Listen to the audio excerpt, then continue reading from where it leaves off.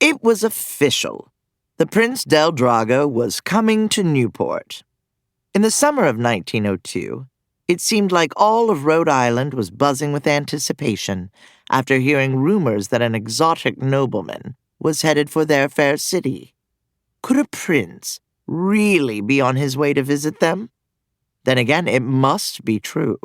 After all, Mamie Fish, the supreme arbiter of society, had sent out party invitations to anyone who was anyone in Newport, corralling the toniest of the ton, the very highest of high society, together to welcome him. For the wealthiest families in Newport, the prince's impending arrival signified more than just fun and festivities. It was the dawn of a new century. 125 years after the country's founding, perhaps Americans were now finally sophisticated enough to be considered equal to Europeans. Princes would mingle with their daughters.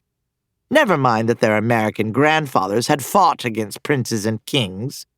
Let bygones be bygones. Though some American families had amassed riches beyond riches at this point, there was still one thing money couldn't buy: a title. And for that, these eligible American bachelorettes were paired up with European noblemen, who found that U.S. dollars went a long way in restoring their dilapidated estates. Songs about these dollar princesses rang out through music halls declaring, "The almighty dollar will buy, you bet, a superior class of coronet. That's why I've come from over the way, from New York City of USA." Everything European had to be absolutely wonderful. The satirical magazine Puck found this kind of striving faintly ridiculous. They featured one cartoon of an absurd, unwieldy carriage justified by a man proudly exclaiming, "It's English, you know." The highest goal of many wealthy American families was to marry their daughters not merely into nobility, but into royalty. And who could possibly be a better matrimonial target than an actual prince? Said to be en route to Newport from Corsica. This was no dour English duke.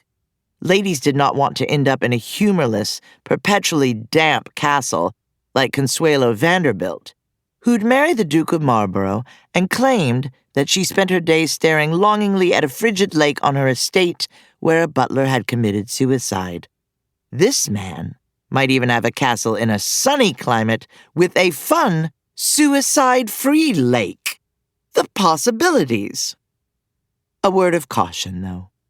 According to Harry Lair, a close friend of the hostess, the prince could be inclined to be wild. Furthermore, he could not have too much to drink because anything goes to his head, and then he is apt to behave rather badly.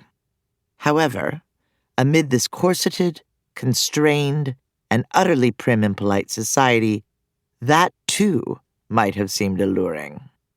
When Newport inhabitants wondered if it might be one of the Del Dragos they knew from Rome, Harry Lair informed them, "They all belong to the same family, only the prince's is a distant branch." To keep listening to this audiobook, I've left you a link in the description so you can do it, at no cost thanks to Audible's 30-day free trial.